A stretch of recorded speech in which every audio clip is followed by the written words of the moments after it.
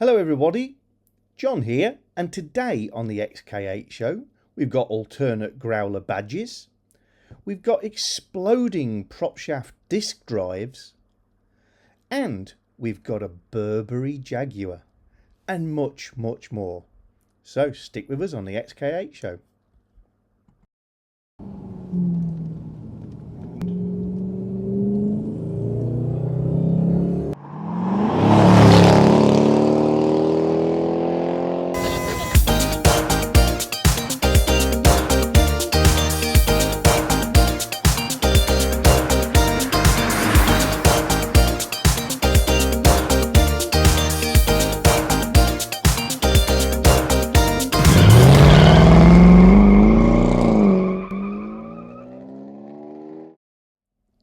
Hi everyone, John here, and if you're new to TTG or To The Garage, which is our YouTube channel, and you've got any sort of interest in Jaguars, particularly X100s, then please consider subscribing.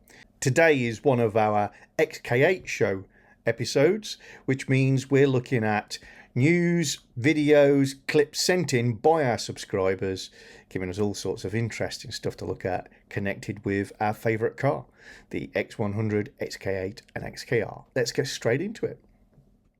I'd like to share this fabulous picture of Kim Stidal, his XKR. It's a 2001 and he's only recently got this car and he's in Oslo, Norway. And I think it's a particularly nice photo of a car and really shows off the positive aspects of a good black car, in that the reflective quality on the bonnet is amazing. The negative of a black car is it shows every mark if it's not perfect, and shows the dirt more badly than you might imagine. But Kim has not got that problem.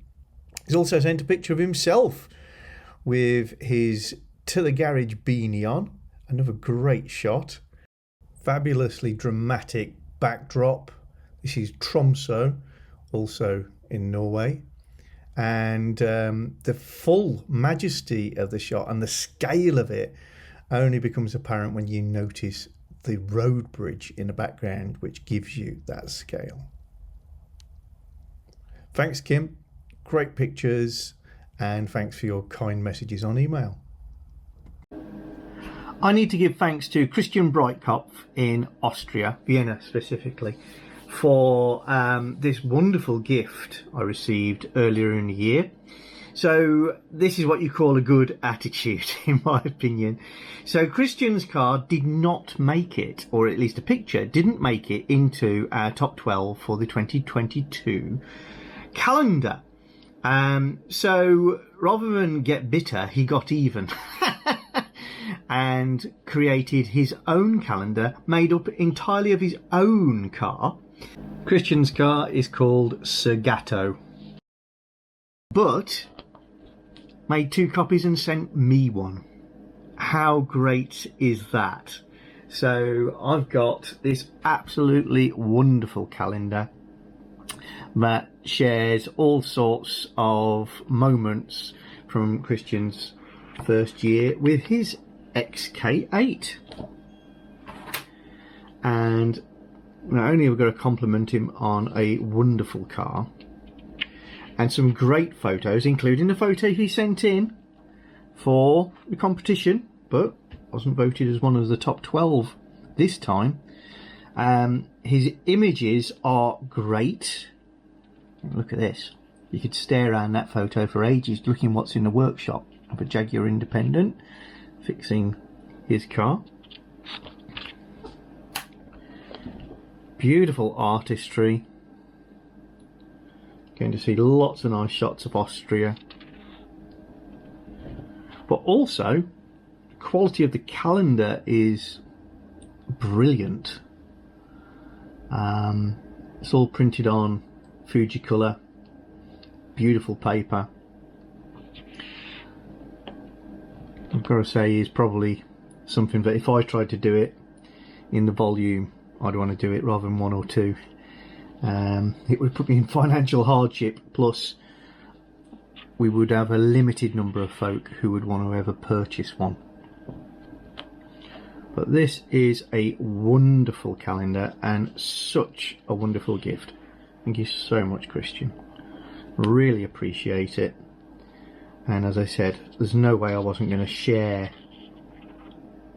this fabulous piece of work with the rest of the gang. I love that photo. I mean, that's a really nice shot of the XK8. That could be a shot for a brochure.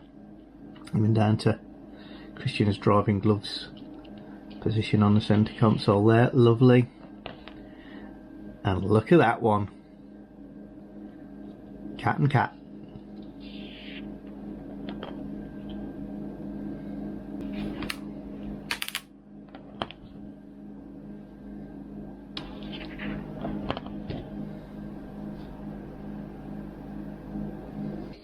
I'd also like to share the stamp. You'll note there is that's a genuine Austrian stamp, but the image is Christian's car. And I did ask him about it. He says yes, you can pay to have a booklet of stamps made up with whatever image you want, and they're all perfectly legit, and he did. Brilliant. Take note, post office.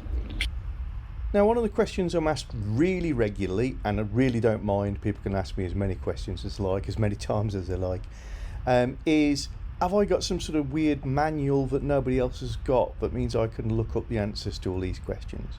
The answer is no. I mainly use my own website. And if you go to the useful documents area, it's constantly being updated. And on there are links to lots and lots of useful documents. They're freely available on the internet, but I've just linked them up so that you can find them nice and easy. And so that I can find them nice and easy. Some of them are bespoke and unique, and they've been written by me or fellow subscribers, and you won't find elsewhere. Some are just links to things that are really out there in PDF form, like the manuals, etc. One I will draw your attention to is Gary Van Remotel's XK8 Bible. This is something you want to link to if you've never linked to before and you've got any sort of interest in X100s. Follow the link and it'll take you to the latest copy of Gary's Bible document. This is essentially a compilation of known facts, fixes, problems, resources connected with the XK8 that have been assembled and refined by Gary. And please don't think that Gary's got this as a living.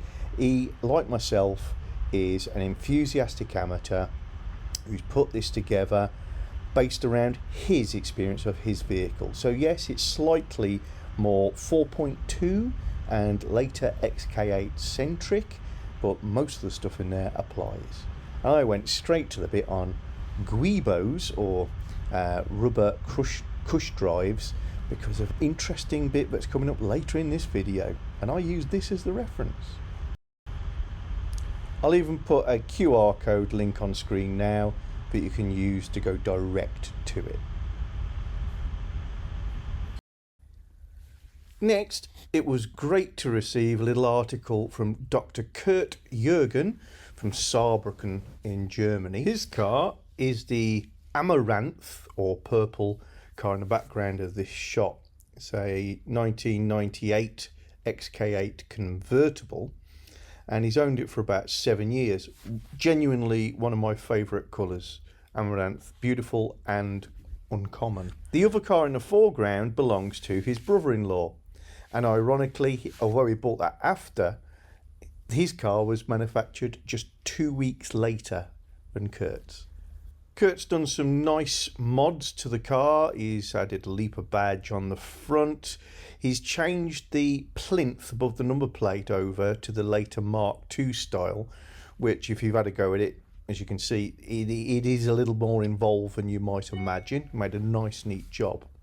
And really interestingly, Kurt has added the XK120 badge to the boot lid. So this is kind of the predecessor of our cars, the XK120, the first of the XK series, and I think that badge goes amazingly well. Maybe it's the colour on the background, but it looks the part. Well done. We've done a number of articles and videos lately connected with battery earth leads. As you know, I believe they're attached to all sorts of faults.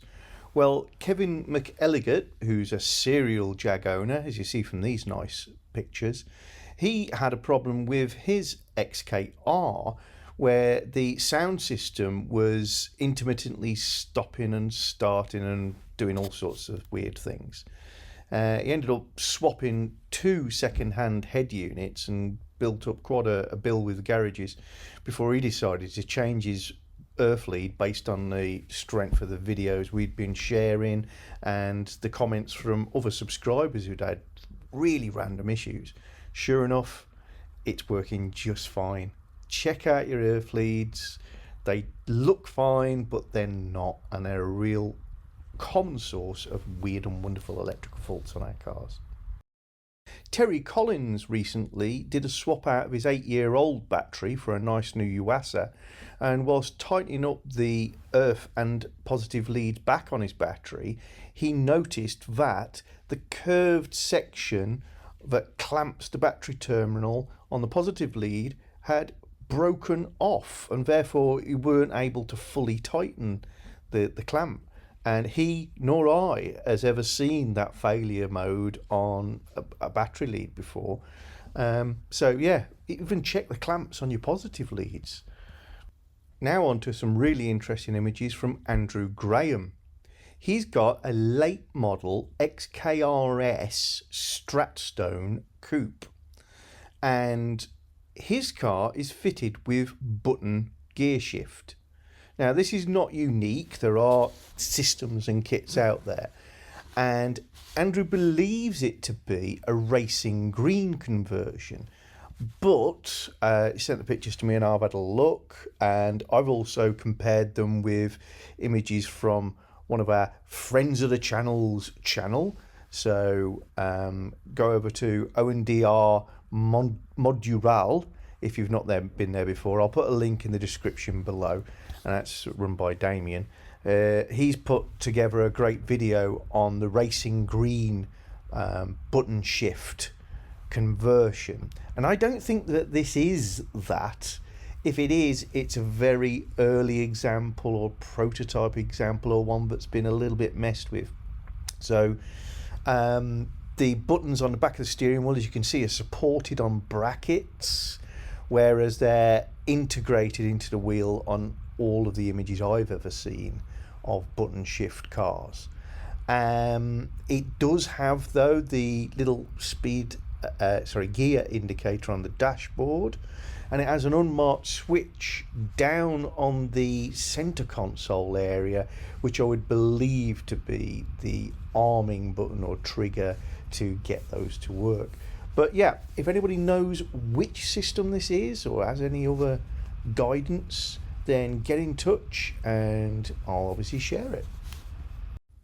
A little while back we did one of our lifestyle videos, and they've been going down really well, by the way, and there will be a lot more of those in the pipeline. And one of them covered the concept of luggage for your Jaguar. Subscribers have started sending in images of their luggage, and John Gregorio was one of the first.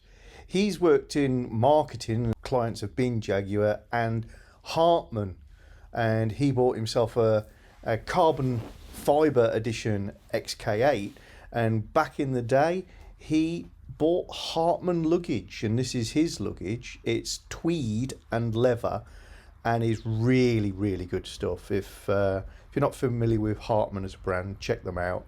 Obviously this is older stuff.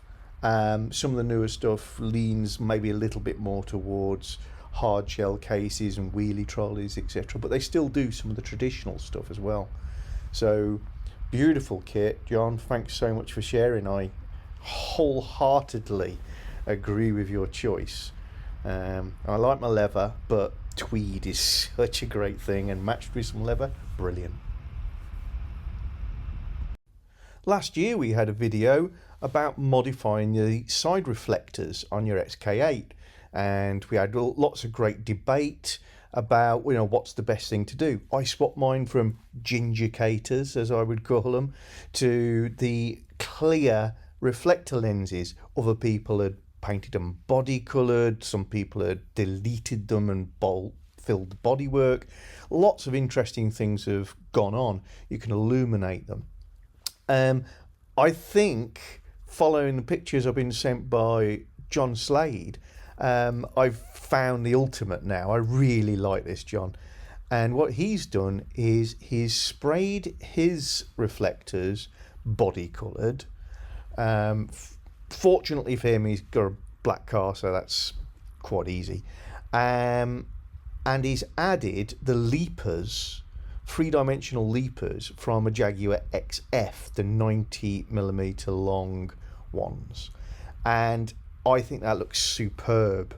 My only reservation previously about painting the reflectors out into body colour is obviously you can still see them, so it looks like something's missing or been painted over, whereas like this they look like a feature. Really impressed. I'm sure there'll be lots of people following your lead, John. Thanks for sharing. Now we have to share the images sent in by Philip Lodge. Phil lives in Florida, and a few years ago he bought this car. It's a 2001 XK8 Burberry. And no, it's not an aftermarket special or anything like that, or a home mod. Through research that Phil's been able to do, through some help from people from the forums, through Mr. Fawley's books, and through me referencing a friend who used to work in trim as well, we can confirm now that there were two Burberry XK8s. A red one ended up in the Burberry store, and was a 1999, and this one, the 2001, ended up in Harrods, positioned between the elevators, again just as a marketing piece to advertise Burberry as a brand. And it is beautiful, unique. Whether you like Burberry trim or not, you've just got to admire this for the one-off beauty that it is. Phil is so lucky to own it, and we are so lucky to have seen these images. The cars were otherwise standard Jaguar XK8 R Sport convertibles, but then had special bespoke tread strips added, and the trim insert panels on the doors, tonneau cover, and on this, the green one, Phil's car, the seat panels Burberryized. And it was done in-house by Jaguar's SVO team, call it the Skunk Works specialist team, that can produce literally anything for anybody if you're prepared to pay enough, and also do some of the early prototyping. So it's a genuine Jag. It's not an aftermarket conversion, but one of two.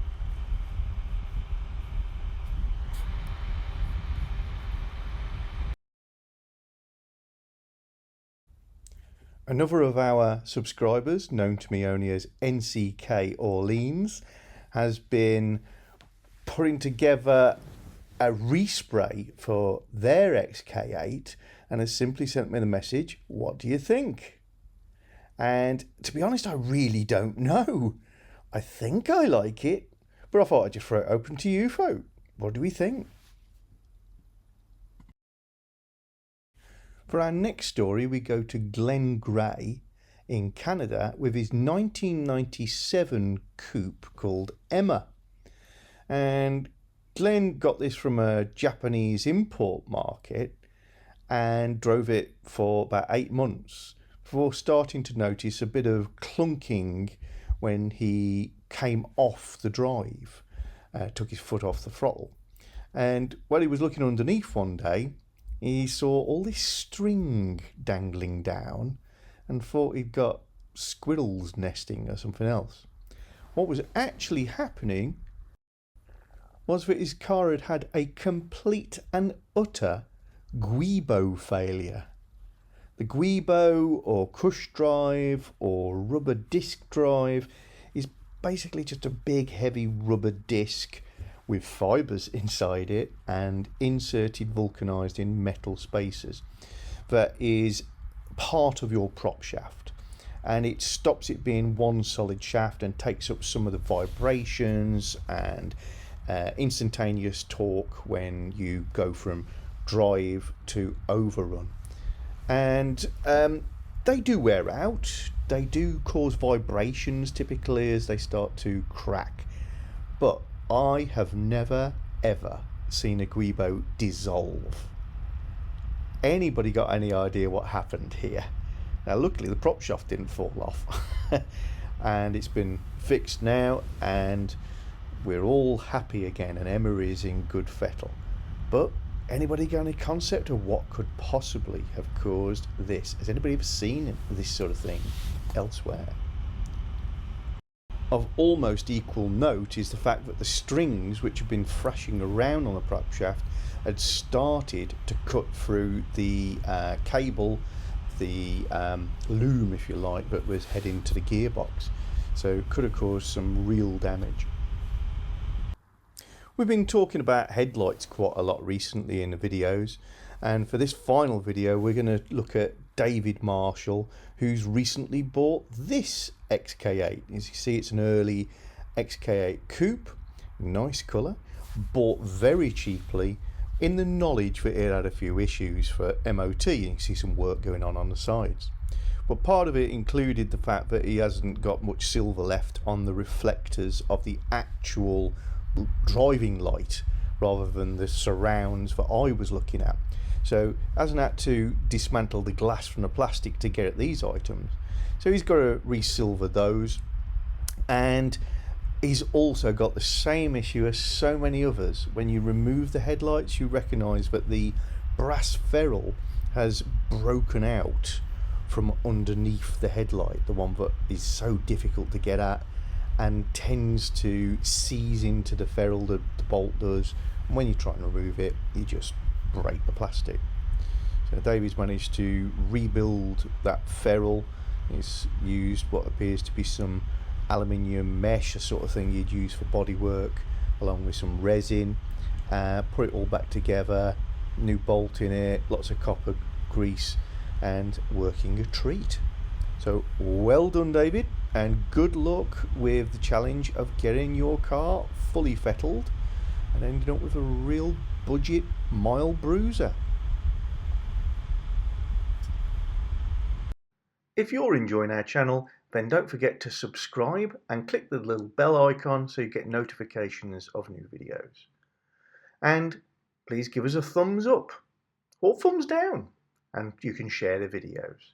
And below the video is always the area where you can comment and get involved with the chat.